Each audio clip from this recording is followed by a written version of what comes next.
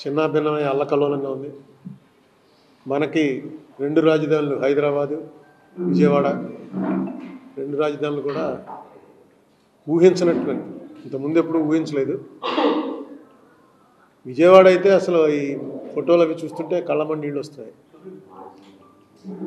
విజయవాడలో కూడా కొండ చర్యలు పడిపోయే పరిస్థితి ఉంది. ఈ రాబోయే రోజుల్లో దీనికి శాశ్వత పరిష్కార మార్గాలు అన్వేషించక తప్పదు. ఏదో ఆ టైంకి వచ్చిందిలే వెళ్ళిపోయిందిలే మళ్ళీ నెక్స్ట్ ఇయర్ కదా నెక్స్ట్ ఇయర్ చూసుకుందాం అనుకునే పద్ధతి కాకుండా ఇదేదో అందులో ఆంధ్రాకి ఎక్కువ ఉంటుంది. ఎందుకంటే ఇక్కడ చాలా నదులు ఉన్నాయి. కృష్ణానదికి ఇలా వస్తుందో నేను అనుకోలేదండి ఎప్పుడు. ఎందుకంటే కృష్ణానదికి పైన అంతా బ్యారేజీలు, ఆనకట్లు, ప్రాజెక్టులు. మన గోదావరికి అయితే ధవళేశ్వరంకిను శ్రీరామ్ సాగర్ ప్రాజెక్టుకి మధ్యలో ఇంకేమీ లేదు. కృష్ణానదికి కూడా అంత ఫ్లో వచ్చేస్తుంది. 2009లో వచ్చింది, మళ్ళీ ఇదే రావటం చూడండి. ఇంక ఇవి రెగ్యులర్ అవుతాయన్నది సైంటిస్టులు ఎప్పటి నుంచో చెప్తున్నారు. ఓజోన్ లేయర్ ఏదో దెబ్బతింటుంది, దానివల్ల గ్లోబల్ వార్మింగ్ పెరుగుతుంది, శీతాకాలంలో ఎండలు భరించలేము, వేసవికాలంలోనే వరదలు వచ్చేస్తాయి. ఇవి ఇంకా 100 ఏళ్ళు పడుతుంది, 70-80 ఏళ్ళు పడుతుంది అనుకున్నాం, కానీ ఎర్లీ అయిపోయింది. ఎనీవే దాంట్లో బాధపడ్డ వాళ్ళకి, బాధపడుతున్న వాళ్ళకి, వెంటనే ఉపశమన చర్యలు అందిస్తున్న వారికి అందరికీ కూడా మనం మోరల్గా సపోర్ట్గా ఉంటాం తప్ప అంతకన్నా చేయగలిగింది ఏం లేదు. ఇలాంటి పరిస్థితుల్లో ఈవేళ రాజశేఖర రెడ్డి గారి వర్ధంతి రోజున ఈ ప్రెస్ మీటు పిలవాల్సి వచ్చింది. మీరందరూ వరద ఏరియాలు కవర్ చేస్తూ ఉన్నారు, తెలుసు, నేను చూస్తున్నాను టీవీలో. అయినా పిలవలసినటువంటి అవసరం ఎందుకు వచ్చిందంటే చంద్రబాబు నాయుడు గారు మొన్న చేసినటువంటి ఒక పని, అంటే చంద్రబాబు నాయుడు గారి ప్రభుత్వం నేను ఊహించలేదు. ఎందుకంటే మనకు తెలుసు జగన్మోహన్ రెడ్డి కానీ మిగతా పరిపాలకులు కానీ వాళ్ళు ప్రవర్తించే తీరు వేరు. చంద్రబాబు నాయుడు గారు సీనియర్ మోస్టు. ఆయన ఎవరికైనా ఉపకారం చేద్దామన్నా, ఏదైనా తప్పు చేద్దామన్నా చట్టానికి దొరకకుండా చాలా పకడ్బందీగా చేసేటువంటి మనిషి ఆయన. అందుకే ఈవేళ ఆయన ఎలక్షన్ ఎఫిడవిట్ 900 కోట్ల రూపాయలు చూపించాడు ఆయన ఆస్తులు మొన్న 24 ఎలక్షన్ ఎఫిడవిట్. అంతకుముందు మన సెంట్రల్ జైలు దగ్గర ఆయన భార్య వచ్చి మేము 2 పైసలు షేర్ అమ్మితే 400 కోట్లు వస్తుందని చెప్పింది. అంటే పైసా 200 కోట్లు అనమాట. వాళ్ళ ఆస్తులు 20,000 కోట్లు అని చెప్పి ఆవిడ స్వయంగా చెప్పింది ఇక్కడ వచ్చి. ఈయన బయటే 900 కోట్లు అంటే ఆన్ రికార్డ్ ఏ ఆస్తులు ఉన్నాయో ఆస్తుల బుక్ వాల్యూలు ప్రకటిస్తే 900 కోట్లు వచ్చింది.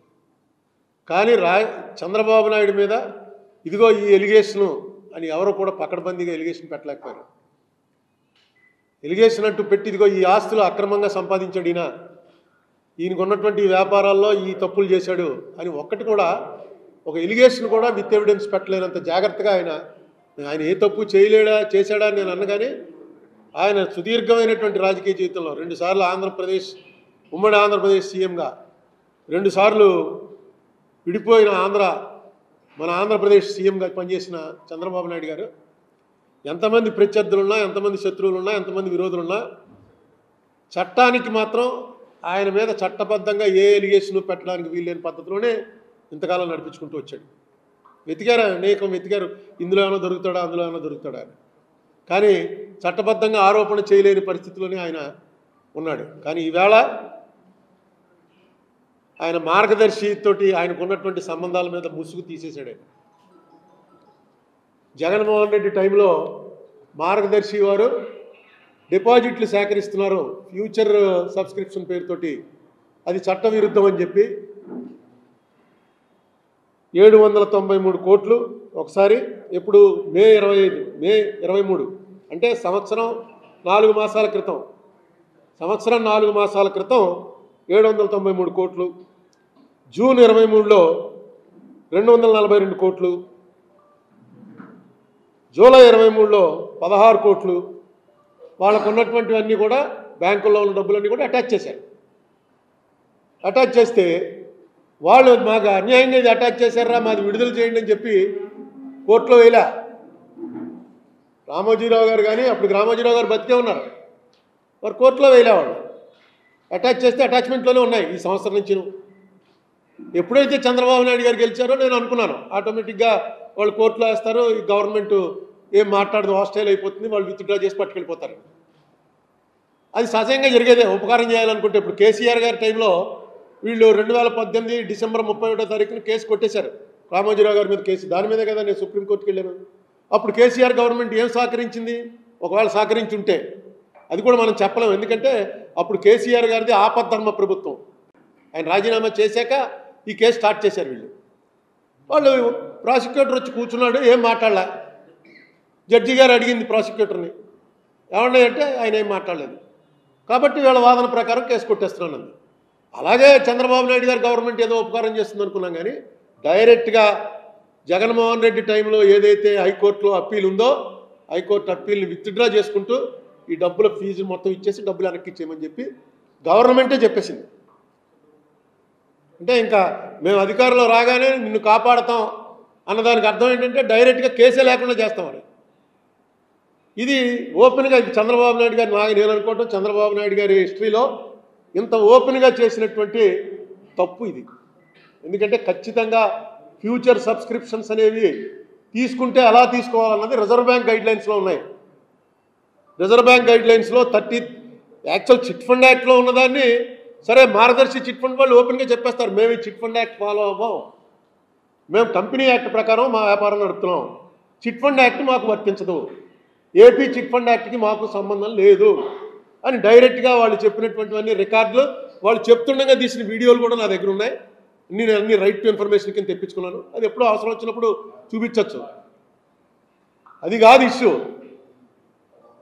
ఈ ఫ్యూచర్ సబ్స్క్రిప్షన్కి సంబంధించి క్లియర్గా యాక్ట్లో ఉంది, all consolidated payments of future subscriptions by a foreman shall be deposited by him in an approved bank mentioned in the chit agreement before the date of the succeeding installment and the amount so deposited shall not be withdrawn except for payment for future subscriptions. నీ మీద నమ్మకం లేదు నాకు. మొన్న last time చెప్పాను కదా, నీ చీటీ పాడుకున్నావు, ₹1,00,000 చీటీ పాడుకుంటావు, 60,000కి పాడుకున్నావు. పాడుకుంటే నీకు 60,000 ఇవ్వాలి, కానీ నువ్వు అప్పటి వరకు కట్టింది 30,000 ఉంది. నీ 30,000 నీకు ఇస్తారు, మిగతా 30,000 నువ్వు ఫ్యూచర్ సబ్స్క్రిప్షన్ మా దగ్గర ఉంచుకుంటున్నావు అంటారు. ఉంచుకోవచ్చు, కానీ అది ఎక్కడ పెట్టాలి? ఒక బ్యాంకులో పెట్టాలి. బ్యాంకులో పెట్టి నువ్వు ఏ నెల అయితే కట్టలేదో ఆ నెల ఇమ్మీడియట్గా ఆ డబ్బు దీంట్లో ట్రాన్స్ఫర్ చేయాలి. వీళ్ళు ఏం చేస్తున్నారు? ఆ డబ్బు అంతా తీసుకెళ్ళి వాళ్ళ అకౌంట్లో పెట్టుకుంటున్నారు, వాళ్ళు వాడుకుంటున్నారు. అది పైపెచ్చి దానికి 2 to 5% వడ్డీ కూడా ఇస్తున్నారు. సంవత్సరం అయితే ఎంత, 2 సంవత్సరాలు అయితే ఎంత అని వడ్డీ క్లియర్గా రాసిస్తున్నారు. పైన ఉన్నటువంటి డిపాజిట్ అనేది తీస్తారు అంతే. ఫ్యూచర్ సబ్స్క్రిప్షన్ అని పెట్టారు. పెట్టకూడదు అని యాక్ట్లో క్లియర్గా ఉంది. క్లియర్గా యాక్ట్లో ఉన్నప్పుడు వాళ్ళు పెట్టారని వీళ్ళు ఆరోపణ చేశారు. చిట్ ఫండ్ కంపెనీ మళ్ళీ ఆర్బీఐ పర్వ్యూలోకి వస్తుంది. మరి చంద్రబాబు నాయుడు గారు ఎందుకు ఇది చేశారో, రేపు 11వ తారీఖున నాది వాయిదా వస్తుంది మార్గదర్శి ఫైనాన్షియర్స్ది. ఇప్పటి వరకు 4 వాయిదాలు అయ్యాయి. 4 వాయిదాల్లో ఆంధ్రప్రదేశ్ గవర్నమెంట్ తరఫున అడ్వకేట్లు వచ్చి మాకేం ఇన్స్ట్రక్షన్స్ లేవంటున్నారు, వాయిదా అడుగుతున్నారు. మొన్న క్లియర్గా చెప్పేశారు జడ్జి గారు, 11వ తారీఖు ఆఖరి వాయిదా, ఆ వాయిదా కరెక్ట్గా రండి అని, ప్రిపేర్ అయ్యి రండి అని.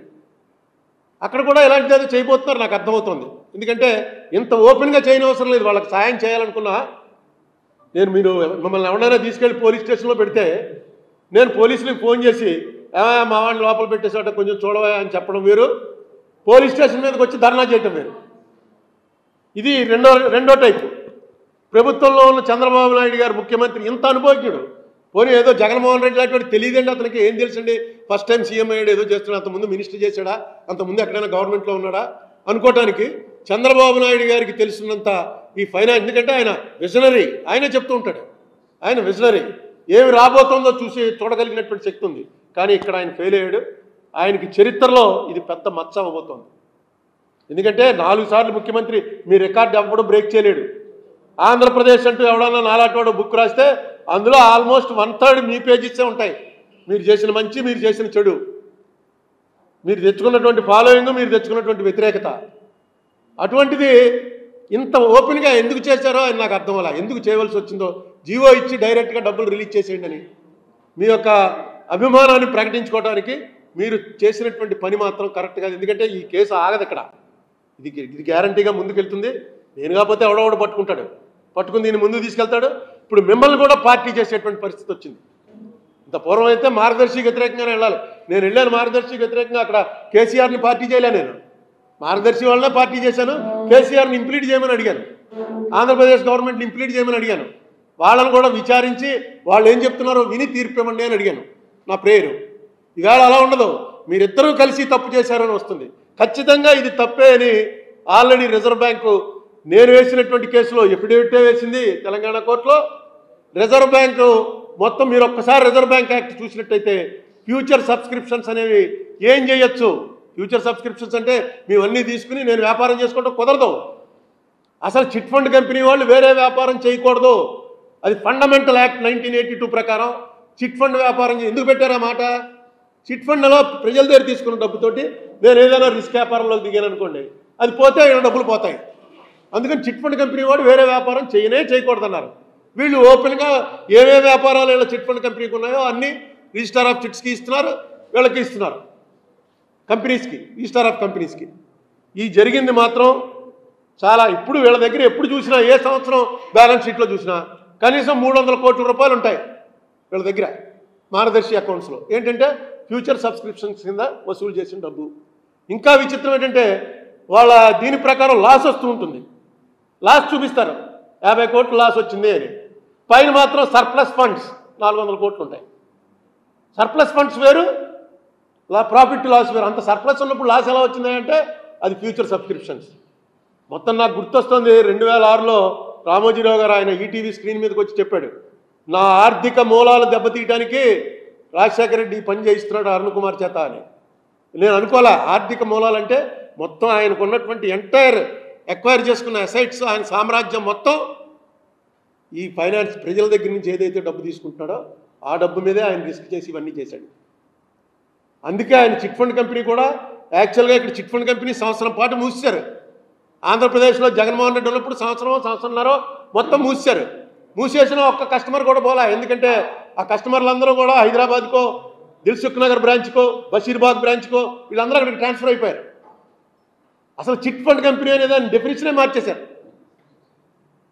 ఇది ఖచ్చితంగా చాలా పెద్ద కేసు అవుతుంది. నేను ఎప్పటి నుంచో చెప్తున్నాను, కేసులా అవుతుంది, కేస్ స్టడీ అవుతుంది. ఏ రకంగా చట్టాలను అడ్డం పెట్టుకుని చట్టవిరుద్ధమైన కార్యక్రమాలు చేయొచ్చు అన్న దాంట్లో ఇది ఎక్స్పర్టైజ్. కానీ ఇందులో చంద్రబాబు నాయుడు గారు డైరెక్ట్గా వచ్చి పార్టీగా మారతారని ఈ ఉపకారం చేయటం ద్వారా ఆయన, నా ఉద్దేశంలో ఆయనకున్నటువంటి పరిణితికి తగ్గట్టుగా ఆయన బిహేవ్ చేయలేదు. ఓకే, ఆ కేసు నాకు తెలుసు, ఎలాగా గవర్నమెంట్ అపోజ్ చేయదు. చంద్రబాబు నాయుడు గారు రాగానే తెలుసు నాకు, గవర్నమెంట్ అపోజ్ చేయదు, వాళ్ళు విత్డ్రా చేస్తే డబ్బు పట్టుకెళ్ళిపోతారు, ఏ గ్యారంటీయో చూపిస్తారు, విత్డ్రా చేసి పట్టుకెళ్ళిపోతారు. కానీ ఇచ్చేయండి డబ్బు వెనక్కని చెప్పి ఈయనే ఒక జీవో ఇది చేసి విత్డ్రా అయిపోతున్నాం మేము అనడం మాత్రం నేను ఊహించలేదు. అది చెప్దామని మిమ్మల్ని వేళ పిలిచాను. రేపు 11వ తారీఖు ఉంది. ఖచ్చితంగా అందులో చంద్రబాబు నాయుడు గారు కానీ, రేవంత్ రెడ్డి గారు కానీ రేపు 11వ తారీఖు వాళ్ళు ప్రభుత్వం ఏం ఎఫిడవిట్ చేస్తుందో అది రిజర్వ్ బ్యాంకు చెప్పిన దాన్ని సపోర్ట్ చేస్తేనే వేయాలి. ఎందుకంటే ఇద్దరు పెద్ద సీఎంలు, వాళ్ళు ఇద్దరు కూడా రామోజీరావు గారికి ఇష్టమై ఉండొచ్చు. ఒక మనిషి రామోజీరావు గారికి ఇష్టమై ఉండడం ఏమి తప్పేం కాదు. రామోజీరావు గారి వల్ల అనేక ఉపకారాలు పొంది ఉండొచ్చు. కానీ చట్టం, ధర్మం అని వచ్చేటప్పటికి మీరు ఇటేపు ఉంటేనే మీ పేరు నిలబడుతుంది. లేకపోతే మాత్రం ఈయన ఉపకారం చేసిన వాళ్ళకి ప్రత్యుపకారం చేయడం కోసం మొత్తం చట్టాలన్నీ కూడా తొంగలో తొక్కేస్తాడు, ఏం పట్టించుకోడు అన్నది మంచి పేరు మాత్రం కాదు. ఎందుకంటే మీది చరిత్రలో ఉంటారు. మీరు చాలామంది ముఖ్యమంత్రులు వస్తుంటారు, పోతుంటారు.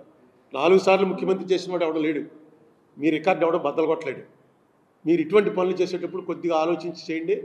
ఉపకారం చేయాలనుకున్నా సరే with in the framework of morality. Public ఏమనుకుంటారో అనేటువంటి ఒక ఆలోచనలో మీరు నిర్ణయం తీసుకోవాలని కోరుతున్నా.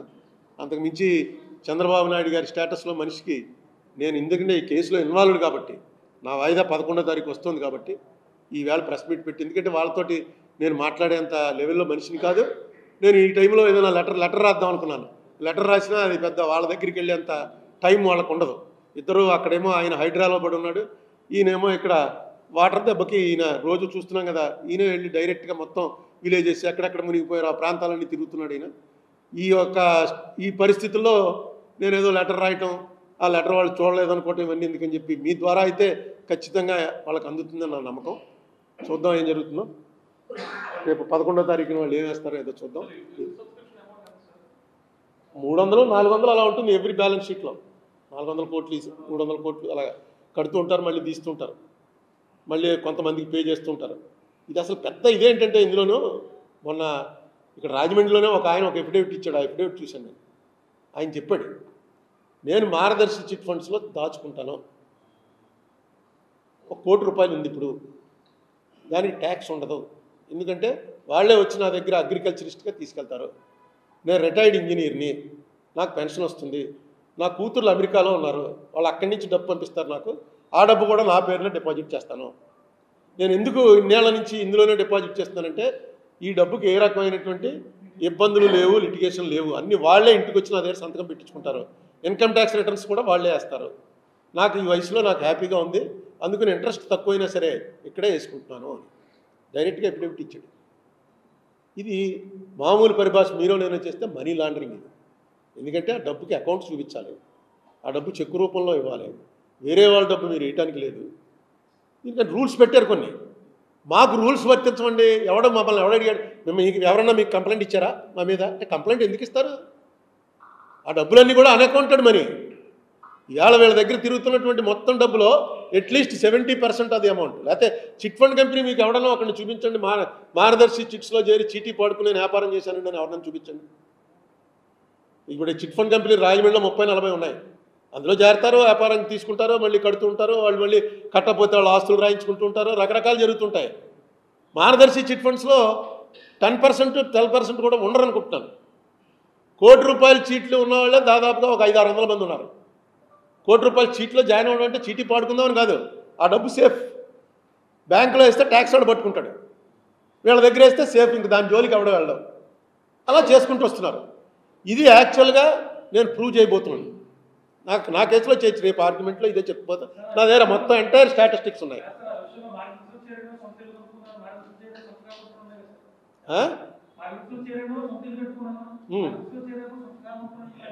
అవును, మీకు 90-99 ఏళ్ల మనిషి వచ్చి ఇలా చెరుగ్గడ్డ అవుతుంది, ఏదో కాల్గేటో పెప్సోడెంటో ఏదో పేస్ట్ పేరు చెప్పి ఆ పేస్ట్తో పళ్ళు తోముకో అని చెప్తుంది. అంటే నిజంగా మీరుగా అలా చేసేటంటే పళ్ళు గిళ్ళు ఊడిపోతాయి. మనకు అంత వయసు లేకపోయినా మనం 50లో ఉన్న ఏదోట ఈ పేస్ట్తో రుద్దుకుంటారు. అడ్వర్టైజ్మెంట్ అన్న తర్వాత కరెక్ట్గా వాళ్ళకి అడ్వర్టైజ్మెంట్. నెక్స్ట్ నేను మార్గదర్శి ఇప్పుడు ఉందండి, 1997లో రూల్ తీసుకొచ్చారు, ఏది కంపెనీ అయితే కానీ చేయటానికి వీలు లేదు. 1997లో అప్పటికే వీళ్ళు చేస్తున్నారు. వీళ్ళ దగ్గర ఒక కంపెనీ రెడీగా ఉంది, దాని పేరేంటి, మార్గదర్శి ఫైనాన్షియల్ సర్వీసెస్ లిమిటెడ్ అని ఒకటి ఉంది వాళ్ళకి. వెంటనే పైన మార్గదర్శి ఫైనాన్షియల్స్ అన్నదానికి మార్గదర్శి ఫైనాన్షియల్ సర్వీసెస్ లిమిటెడ్ అని మార్చారనుకోండి, వ్యాపారం హ్యాపీగా చేసుకోవచ్చు.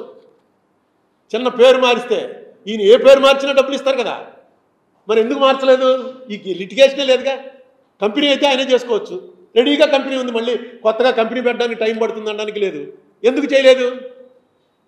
దీన్ని మార్గదర్శి ఫైనాన్షియల్ లిమిటెడ్ అని ఎప్పుడైతే వచ్చిందో మీరు ప్రతి అకౌంటు రిజర్వ్ బ్యాంక్ పంపించాలి, ప్రతి సబ్స్క్రైబర్ పేరు రిజర్వ్ బ్యాంక్ పంపించాలి, ప్రతి సంవత్సరం మీ దగ్గర రికార్డులన్నీ రిజర్వ్ బ్యాంక్ పంపించాలి.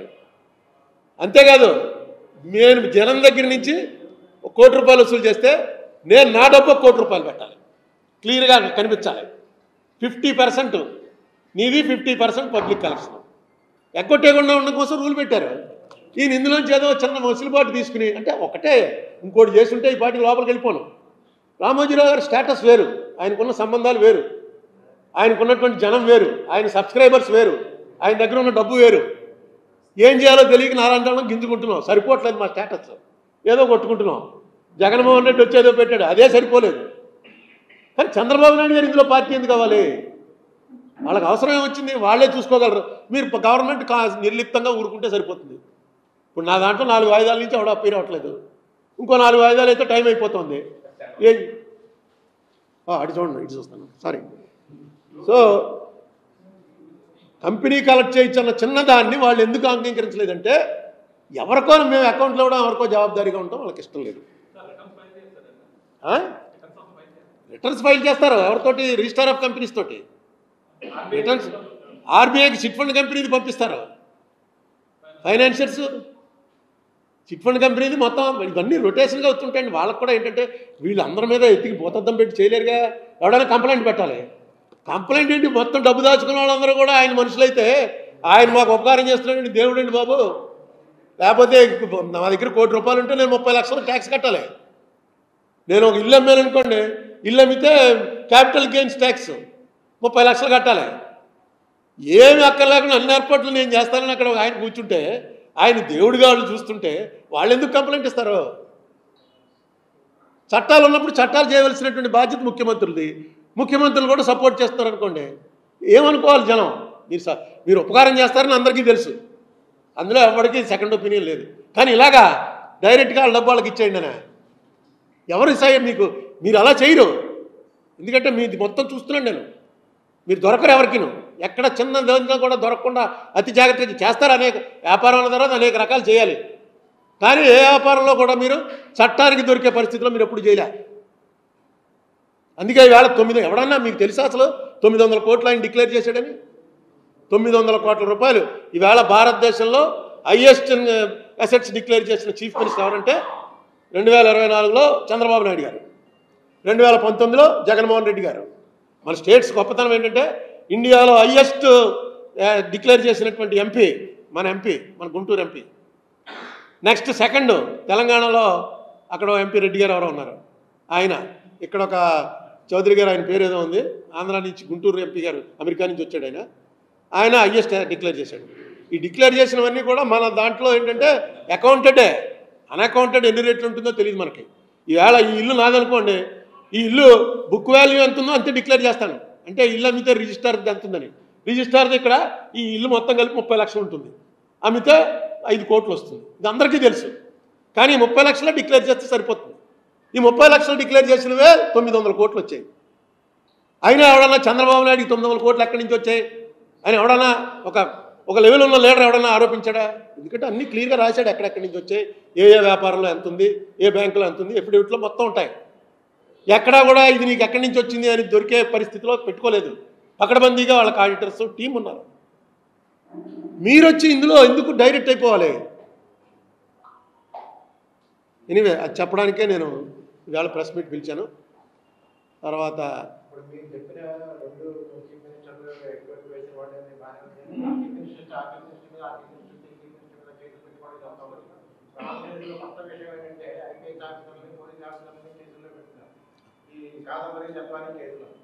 ఎవరు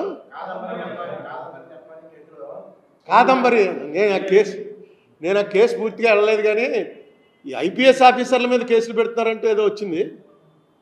ఆ ఐపీఎస్ ఆఫీసర్ల మీద కేసులు పెట్టడం ఇంతకుముందు ఇప్పుడు జరిగినట్టు నాకు తెలియదు. ఆ వెంకటేశ్వరరావు గారిది పెట్టారు కేసు, వెంకటేశ్వరరావు గారి మీద కరప్షన్ ఛార్జెస్ పెట్టారు, అంతే కదా? ఏదో ఇజ్రాయేల్ వ్యవహారం కరప్షన్ ఛార్జెస్ పెట్టినా సరే వెంకటేశ్వరరావు గారికి చివరికి కోర్టులన్నీ కూడా వెంకటేశ్వరరావు తప్పేం లేదు అని చెప్పి క్లియర్గా చెప్పడం, ఆఖరణ ఆయన మళ్ళీ యూనిఫారం వేసుకొచ్చి కూర్చుని అప్పుడే రిటైర్ అయ్యాడుగా, అంతేనా? అంటే ఏంటంటే ఒక ఐపీఎస్ ఆఫీసర్ అనేటువంటి మనకు తెలియకుండానే మనకు protector of the constitution, IAS IPS వీళ్ళందరూ మనందరికన్నా చాలా తెలివితేటలు ఉన్న వాళ్ళే సెలెక్ట్ అవుతారు. ఇందులో ఈ కేసు ఏంటో నేను పూర్తిగా చదవలేదు, చూడలేదు. కానీ ఒకటి మాత్రం నాకు తెలుసున్నది, అందులో మెయిన్ ఆయన పేరు మన పిఎస్ఆర్ ఆంజనేయులు.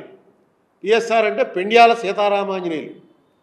నాకు 2004లో నేను ఎంపీ అయినప్పటి నుంచి ఆయన పరిచయం ఉంది. అంతకుముందు కూడా ఆయన పేరు విన్నాను, ఎందుకంటే ఆయన కొంచెం టెర్రరైజింగ్ ఆఫీసర్.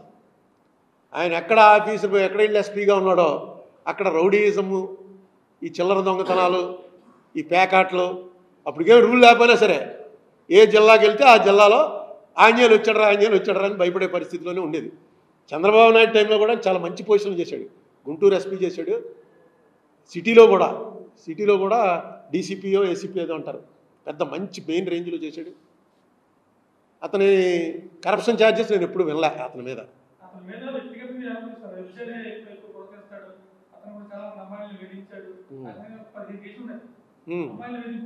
అది ఆ కేసులు ఏమైనా తీసుంటే ఇప్పుడు ఏమవుతుందంటే, ఇక్కడ మీరు నా మీద కేసు పెట్టారనుకోండి, అది కేసు, అది ఖచ్చితంగా వాళ్ళు రిజిస్టర్ చేయాలి, పెట్టాలి. ఇప్పుడు నేను మార్గదర్శి చెప్పిందే సేమ్. వాళ్ళు కాగితం పెట్టుకున్న డబ్బాలు పట్టుకుపోవటం వేరు, ఈయన డబ్బు ఇచ్చేయటం వేరు.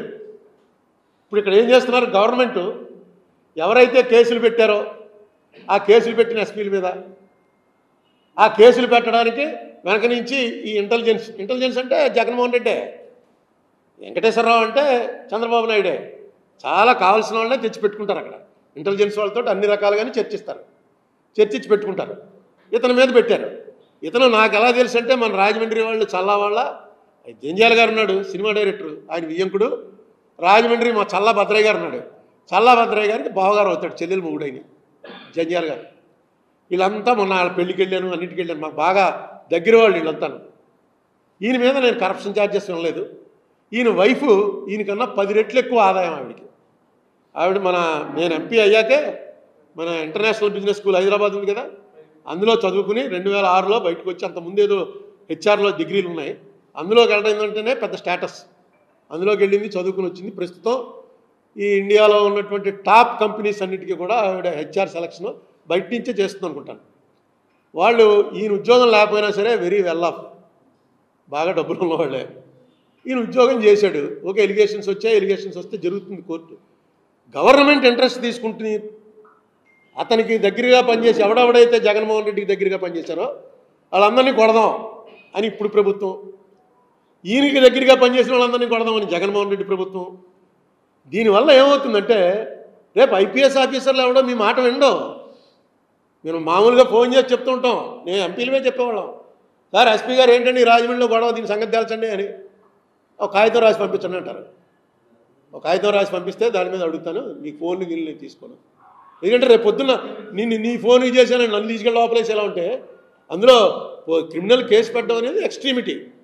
ఓన్లీ కరప్షన్ ఛార్జెస్లో పెడతారు కానీ దీనికిను అక్కడ గుజరాత్లో అతని పేరేంటి సంజీవ్ భట్ ఐపీఎస్ ఆఫీసర్, భట్ అనే ఐపీఎస్ ఆఫీసరు గుజరాత్ అల్లర్లు జరుగుతున్నప్పుడు యాక్చువల్గా మోడీకి తెలిసి కూడా, ముఖ్యమంత్రికి తెలిసి కూడా ఆ ప్రాణాలు కాపాడడానికి ఆయన ఆర్డర్ ఇవ్వలేదు, ఆ మీటింగ్లో నేను కూడా ఉన్నాను అని చెప్పి కోర్టు ముందు చెప్పాడు ఒక ఐపీఎస్ ఆఫీసర్. ప్రస్తుతం ఆయన 10 ఏళ్ళ నుంచో 15 ఏళ్ళ నుంచి జైల్లో ఉన్నాడు. అతని మీద ఏం కేసు పెట్టాడు తెలుసా? అతని ఫస్ట్ పోస్టింగ్ ఏఎస్పీగా ఉండగా ఒక లాకప్ డెత్ జరిగింది. ఆ లాకప్ డెత్ ఇతని వల్లే జరిగిందని తీసుకెళ్ళి లోపలేశారు. అంటే అధికారం చూపించటం. అతను ఇప్పటికీ జైల్లోనే ఉన్నాడు. హైకోర్టు కొట్టేసింది, సుప్రీంకోర్టు అన్నీ కూడా కొట్టేశాయి. అతనిదే తప్పు, లోపలికి వెళ్ళిపోని అందరికీ తెలుసు. గుజరాత్లో మొత్తం చిన్న పిల్లాడిని అడిగితే చెప్తాడు. కానీ తప్పలేదు, అతను తీసుకెళ్ళి లోపలేశారు. ఈ ఐపీఎస్ ఆఫీసర్లు వీళ్ళు అందరూ కంట్రోల్లోకి వచ్చేసారు. పూర్వం అయితే ఒక ఐఏఎస్ ఐపీఎస్ని ముట్టుకుంటే పెద్ద గొడవ అయిపోయింది. నేను ఒకసారి ఎప్పుడో ఐఏఎస్ ఆఫీసర్లు ఏంటంటే ఇలా చేస్తున్నారని ఎక్కడో మీటింగ్లో అన్నాను. ఐఏఎస్ ఆఫీసర్ విజయవాడలో ఏదో మీటింగ్లో ఐఏఎస్ ఆఫీసర్లు కూడా ఇలా చేస్తే ఇంక మనం ఏం చేస్తామని. నా మీటింగ్ పూర్తి బయటకు వచ్చే లోపల నాకు 10 మంది ఐఏఎస్ వాళ్ళు ఫోన్ చేశారు. నువ్వు వెంటనే ప్రెస్ మీట్ పిలిచి తప్పు చెప్పు, నీ మీద చాలా మంచి ఒపీనియన్ ఉంది, పోతుంది, నువ్వు ఐఏఎస్ వాళ్ళు ఎలా చేయటం అన్నావు వెంటనే. ఇది అక్కడ కూడా రాజమండ్రిలో వచ్చి మళ్ళీ ప్రెస్ మీట్ పెట్టి, బాబు నేను మిమ్మల్ని ఏం పర్సనల్గా అనలేదు, ఐఏఎస్ వాళ్ళు ఎలా చేయడం తప్ప, అది మళ్ళీ అగ్రవేట్ అయింది. మళ్ళీ అదే అన్నాడండి ప్రెస్ మీట్ పెట్టి అని క్షమించమని కోరితే. మరి నాకు అలాగే తెలిసాయా క్షమించమని కోరటం, అంతకన్నా తెలియదు. ఎందుకంటే ఆ యూనిటీ అలా ఉంటుంది, పని చేయలేరు లేకపోతే వాళ్ళు.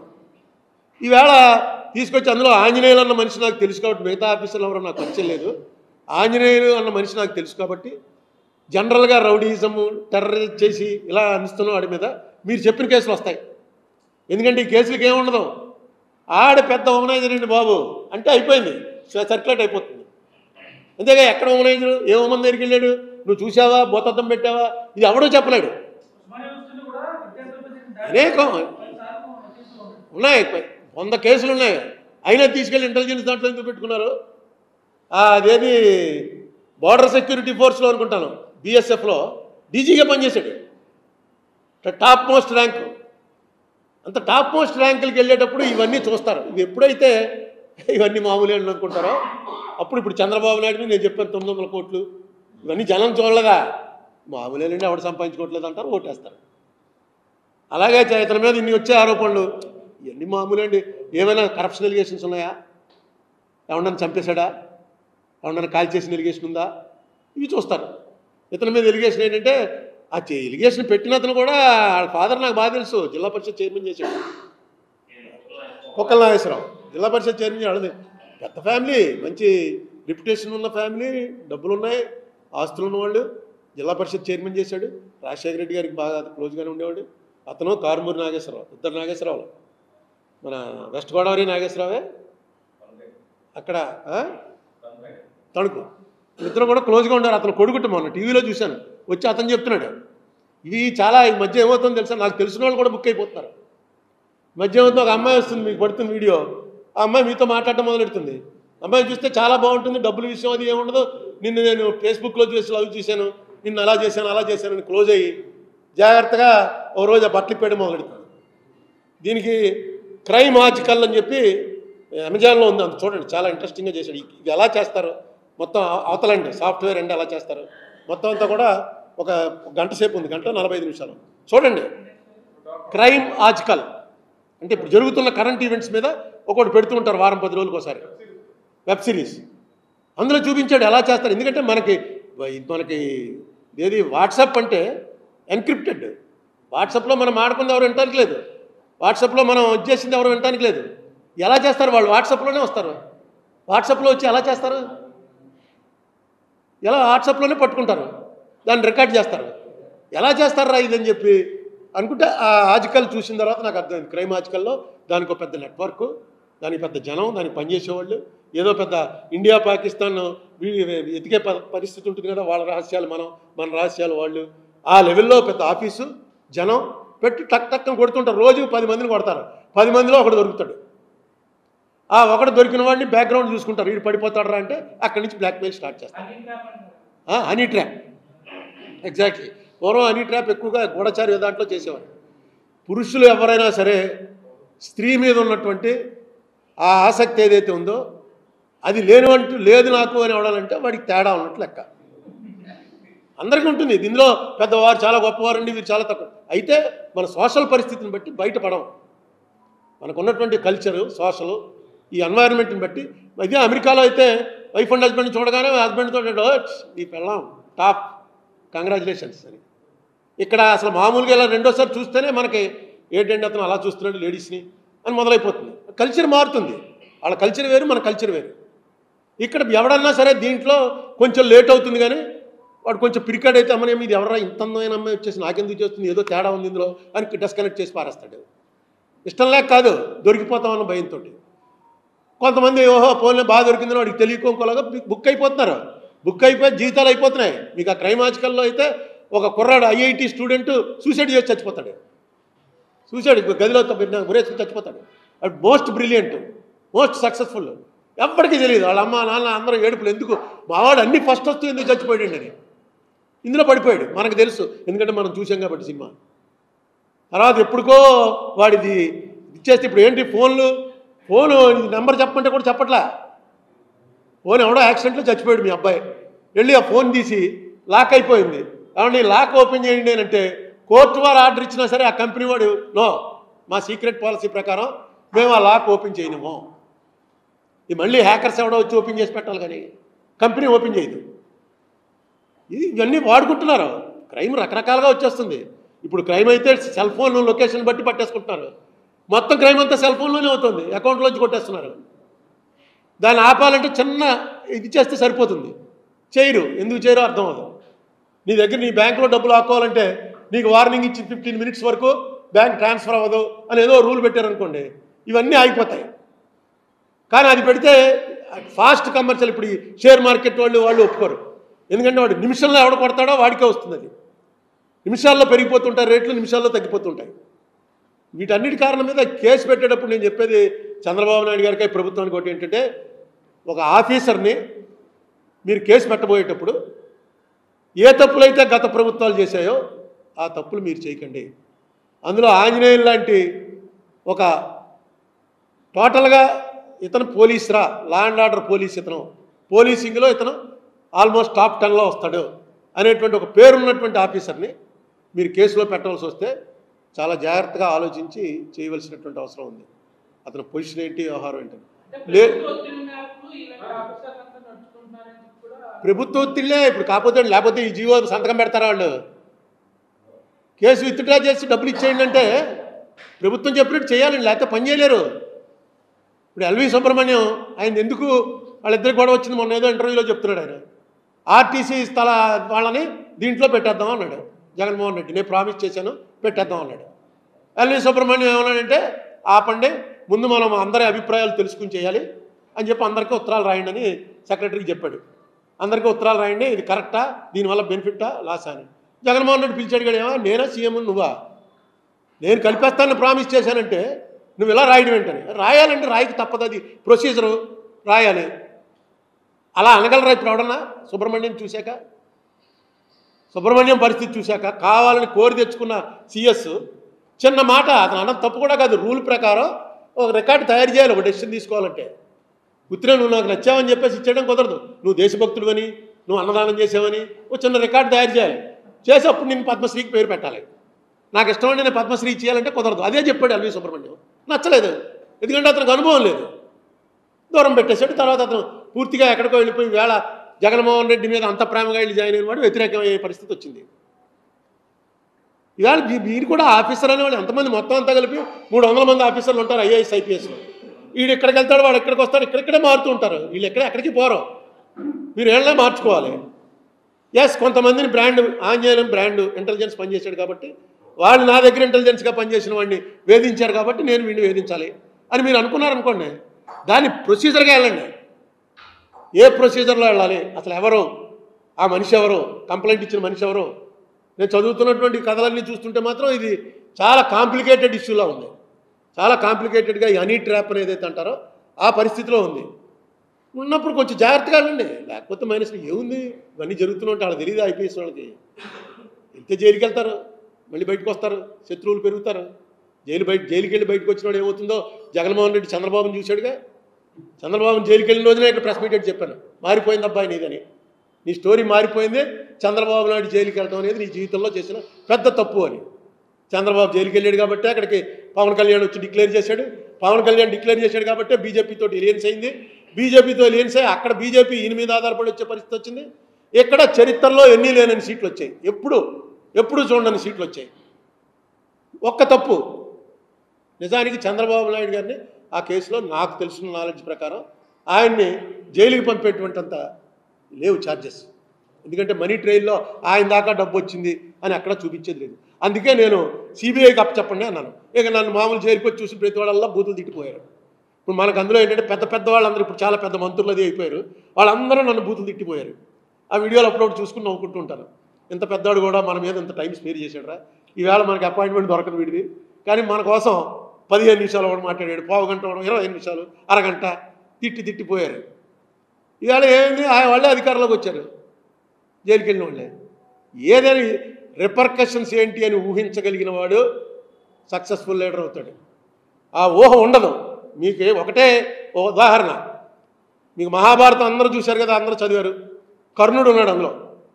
కర్ణుడికి ఇంద్రుడు ఒక శక్తి ఇచ్చాడు. ఇచ్చి ఏంటంటే ఇలాగ కోసి ఇచ్చేసేటప్పటికి ఇంద్రుడికి కళ్ళు తిరిగాయి. ఇంద్రుడికి నిజానికి కర్ణుడు ఓడిపోవాలనే ఉంది, కానీ ఆ కర్ణుడు చేసిన పని చూశాక కళ్ళు తిరిగి ఏం కావాలని ఆయన నీకు అన్నాడు. నాకు ఒక శక్తి, ఒక మనిషి ఉన్నాడు, వాడిని చంపడం కోసం నాకు ఒక శక్తి కావాలని. ఎవడా మనిషి? అందరికీ తెలుసు, అర్జునుడిని చంపడం కోసం శక్తి అడిగాడు. ఇంద్రుడికి తెలుసు ఇది ఎవడ మీద వాడతాడో, ఇంద్రుడు ఇచ్చేసాడు ఆయన. ఎందుకంటే ఇక దయలో చెప్పేశాడు ఏం కావాలరా నీకని. మనకు అర్థమైన విషయం ఏంటంటే కురుక్షేత్ర యుద్ధంలో కర్ణుడు ఏ రోజు బయటకు వచ్చి ఆ రోజు అర్జున చావు అని పట్టణం కొట్టాడు, అయిపోయింది, యుద్ధం క్లోజేగా. ఎందుకు కొట్టలేదు? పొద్దున్న లేచాడు, బయటకు వచ్చేటప్పటికి మర్చిపోయేవారట. యుద్ధంలోకి రాత్రి అంతా అనుకునేవారు కూర్చుని, ఒక రోజు అయిపోయింది, ఏంటి కర్ణ ఇది, రేపు పొద్దున్న లేవగానే ఫస్ట్ ముందు అర్జునుడు ఎక్కడున్నాడో చూసి పట్టణం కొట్టే, అయిపోయింది యుద్ధం అని. నాకు నిన్న జ్ఞాపకమే రాలేదు, రేపు కొట్టేస్తాను ఉండండి అని. మొన్నటి పొద్దున సాయంత్రం అయ్యేటోడికి మళ్ళీ ఇదే పరిస్థితి. ఎందుకు మర్చిపోయేవారంటే ఇప్పుడు ముఖ్యమంత్రులు, మంత్రులు, అధికారంలో ఉన్నవాళ్ళు, అంతకుముందు జగన్ టైంలో అధికారంలో ఉన్నవాళ్ళు ఎందుకు మర్చిపోయేవారు? కాలమహిమ, మనం మళ్ళీ సెకండ్ అయిపోతాం రా, మనం మళ్ళీ అపోజిషన్లోకి వెళ్ళిపోతాం, వాళ్ళు రూలింగ్కి వస్తారు, ఇదంతా జరుగుతూ వచ్చింది అనేది ప్రతి ఒక్కడికి తెలుసు. కానీ పనులు చేస్తున్నప్పుడు అది జ్ఞాపకం రాదు, రాకుండా వెనక్కిపోతూ ఉంటుంది. ఇదే జరుగుతుంది. నేను మొత్తం అందరు రాజకీయాల్లోకి వచ్చే వాళ్ళందరినీ ఒకటే కోరుతాను, మహాభారతం చదవండి. మొత్తం ఇప్పుడు రాజకీయం అంతా అప్పుడు ఉంది. నేను కూడా చదవాలా, నేను కూడా వీళ్ళు పాండవులు కౌరవులు కురుక్షేత్రం క్లోజ్ అయిపోవడంతో అయిపోయింది అనుకుంటాం. తర్వాతే ఉంది అసలు కథ అంతాను. ఆ తర్వాతే అన్నీ రాసుకుని వచ్చారు, ఎలా ఎప్పుడెప్పుడు ఏమేం జరిగింది, ఎందుకు అలా జరిగింది మొత్తం రాసుకుంటూ వచ్చారు. ఒకసారి ఎప్పుడైనా భారతం టైం ఉంటే చదవండి. నేను ముసలాన్ని అయిపోయాక మొదలెట్టాను అనుకోండి, చాలా ఇంట్రెస్టింగ్. ఈవేళ జరుగుతున్నది కూడా సేమ్ అదే. నేను చంద్రబాబు నాయుడు గారిని రిక్వెస్ట్ చేసేది, ఎందుకంటే నేను నా బయోగ్రఫీ ఆటోబయోగ్రఫీ రాసుకుంటున్నాను ఉత్తరే నా కోసం అనుకోండి. ఆ రాసుకున్న దాంట్లో చంద్రబాబు నాయుడు గారికి దాదాపుగా 30-40 పేజీలు రాస్తాను. ఆయన పర్సనల్గా కూడా కలిశాను కాబట్టి.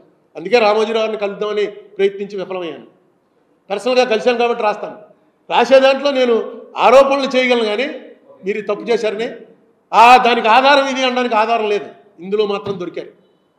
ఇది ఎందుకు తప్పు చేశారో ఇలాంటి తప్పులు ఇంక రిపీట్ అవనివ్వకండి. రేపు 11వ తారీఖున మా దాంట్లో కూడా మీరు మీ ఇమీడియట్ మీ అడ్వకేట్స్ మీ కౌన్సిల్ని ఆదేశించండి. కరెక్ట్ ఏది న్యాయం ఏది ధర్మం అది ఎఫిడవిట్ వేయండి. ఇక్కడ మళ్ళీ మీరు అభిమానం దాన్ని ఏమంటారు ఇచ్చిపుచ్చుకోవడాలు, నేను నాకు వాళ్ళు ఉపకారం చేశారు కాబట్టి నేను వీళ్ళకి ఉపకారం చేయాలి, అవి రానికండి. అది ఈ స్టేజ్లో మీకు అనవసరం. మీరు ఇంత 75 ఏళ్ళు వచ్చి మీకు ఇంత పేరు, భారతదేశంలో ఇంత పేరు వచ్చి ఇన్నిసార్లు ముఖ్యమంత్రి అయ్యి అలాంటి బలహీనత మాత్రం లొంకండి. ధర్మం వైపు చట్టం వైపు ఉండండి. Thank you.